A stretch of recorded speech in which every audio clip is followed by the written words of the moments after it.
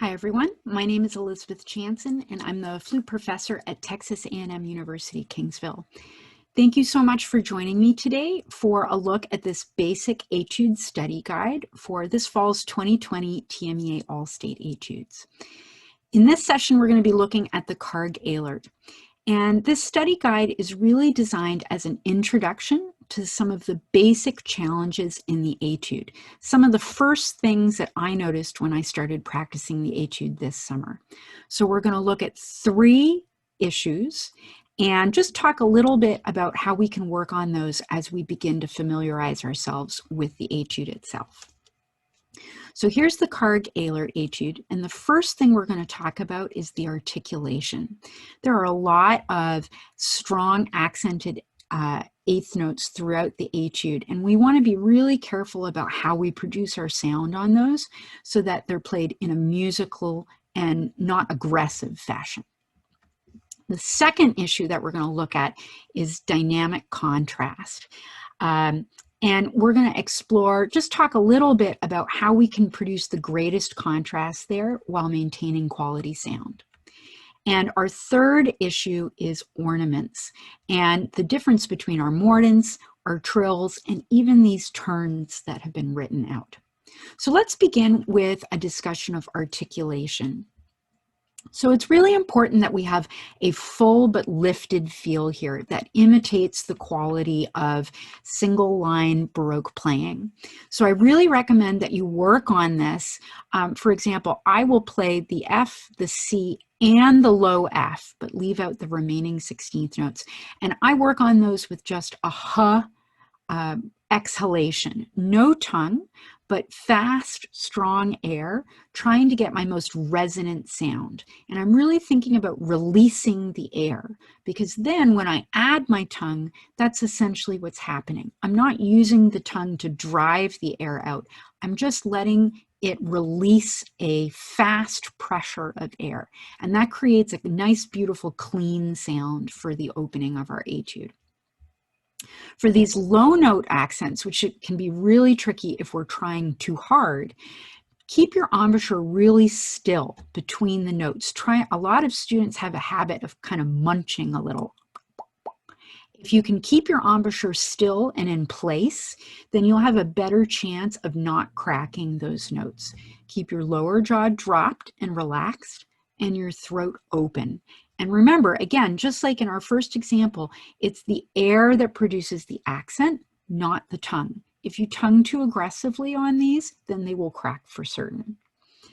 And then finally, I wanted to caution people, even though there are accents on a lot of the ands of the beats, on the upbeats, if we're trying to create the feel of a Baroque style, we do want to make sure that the ands of the beats are a little lighter than the actual beats. So I'm still going to accent the and of one or the and of this beat, but it's going to be slightly less than the one that precedes it, the one that's on the beat. And that gives a lovely beat hierarchy that helps us produce the style that we're looking for. Let's talk ornaments next. So there are 3 different kinds of ornaments in this etude. We have the mordent, we have the trill, and we have a turn. Although it's not the squiggly line that we're used to seeing, it's actually been written out by the composer. For the mordent, a mordent is a single trill. It goes up to the neighbor note, and it's very, very fast. And I really recommend practicing these passages without the mordent first so that you get the correct rhythm, because that is the greatest danger of ornamentation. It often skews our rhythm if we don't have a really strong sense of it in our bodies already. Same thing with these trills. Often in the Baroque period, we have trills that start from the upper neighbor note and have a resolution at the end. But we're going to start these in the modern style, so the trill will start on the actual written note, in this case the A on the downbeat, and Karg-Elert writes sans risoluzione. So we're going to do that without the little turn that often happens in Baroque playing. So I recommend, again, that you play this just with the double dotted rhythm to get accustomed to that subdivision, make sure you're subdividing 16th notes through the sustained note and get really comfortable with the length of the 16th note. Then you can add the trill, and you can include just a very brief sustained pause just before you articulate the last 16th note, and that'll help you place it in the right place. For these last ones, for the turn, one of the reasons I think he wrote it out was because he wants us to articulate the first 16th note that follows the turn. And if I were playing this in a Baroque piece, I would probably slur into it. So that was one thing I had to be really careful of, was to make space for my tongue right there. So our last item is our crescendos and decrescendos, our dynamics. And in this case, we actually don't have crescendos and decrescendos. We have subito dynamics. And I would like you to consider, often we get stuck trying to do really soft dynamics and making them softer. But one thing that I love to do when I'm trying to create greater contrast in my dynamics is to think about playing louder and trying to project my louds a little bit more. That, to me, seems much more natural than trying to really crush my pianos into a super soft dynamic.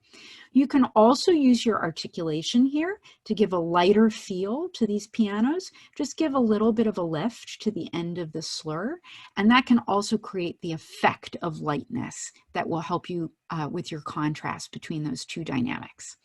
I would block my practice here so that I really practice loud first and then soft second. And then I would try playing loud and one note soft, and then loud and one note soft, and the reverse, soft and then one note loud.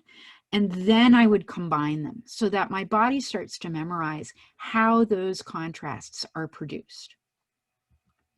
So those are the three challenges that I thought about first. And if you found these helpful, or if you'd like additional information or tips, or need some more advanced instruction, I really hope that you will join myself and my colleagues at Texas A&M University-Kingsville for our virtual all-state clinic on September 12th. You can register at this link right here at the bottom of the page. And if you have questions, you can reach out to me at my TMOOC email address, elizabeth.janzen@tmook.edu, or connect with me through Instagram. I'll be posting weekly practice tips throughout the fall. I hope you enjoyed this study guide, and good luck.